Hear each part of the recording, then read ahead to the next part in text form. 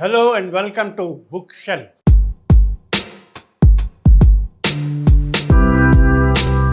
Today I'm going to tell you about a book. The title is Strange Burdens, The Polities and Predicaments of Rahul Gandhi. That's the name of the book. It's written by Sugata Srinivasaraju, who's a writer and commentator in English and Kannada. It is not an autobiography, but gives a detailed account from his entry into politics in 2004 to his Bharat Jodo Yatra in 2023.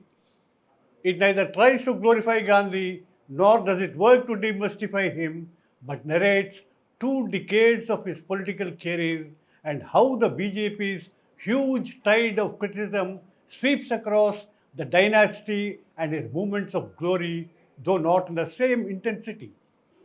Rahul Gandhi, the fifth generation politician whose great grandfather, grandmother, and father were prime ministers, and two of them were assassinated, and events taking place during his formative years were narrated in an emotive note by the author. It's a story of legacy, struggle, and a man caught in the wild currents of India's political storm.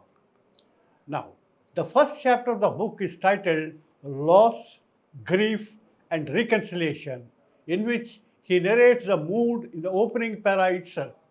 And I quote: The photograph of Rahul Gandhi hugging his father Rajiv Gandhi as the flames rose from the pyre of his grandmother Indira Gandhi not just captures the poignancy of the moment but also signifies the emotional freeze of the 14-year-old.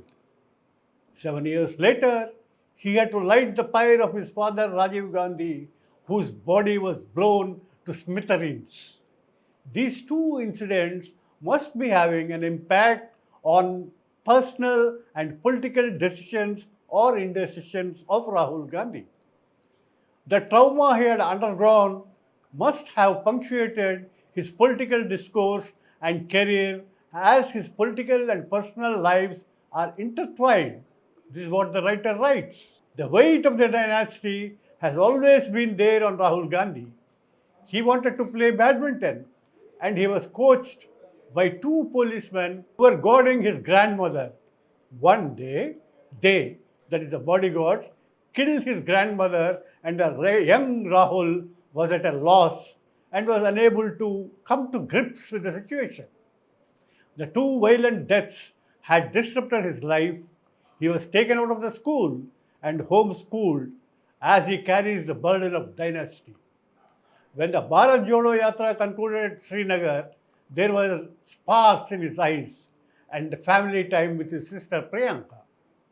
The last chapter, the 10th one, it speaks about defamation, disqualification, and the apology circuit, which elaborates on the court verdicts of his 2023 disqualification and the following sequence of events.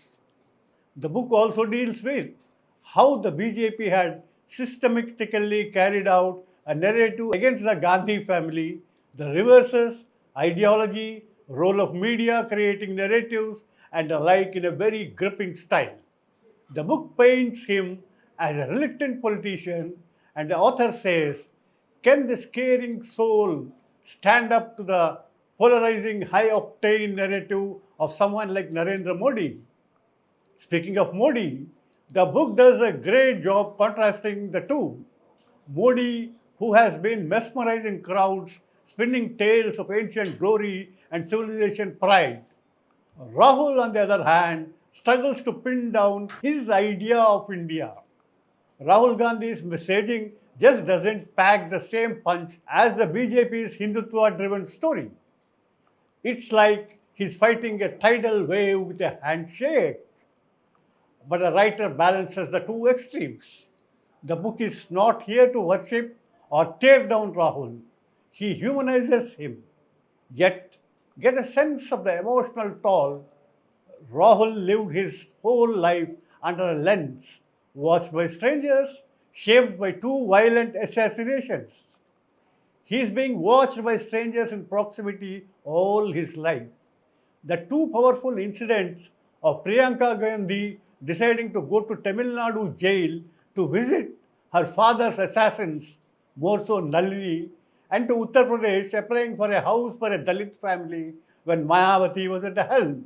This had shook the nation, and the question of why Rahul could not make such bold moves were touched upon in a very subtle manner. Srinivasaraju's writing from Bengaluru and not Delhi certainly gives a new dimension to this book. A review in the Frontline magazine points out he is not stuck in Delhi echo chamber like most political writers. It lets him see Rahul as this symbol of old Indian establishment constantly targeted by the BJP's troll armies. He also tackles big ideas like dynastic politics.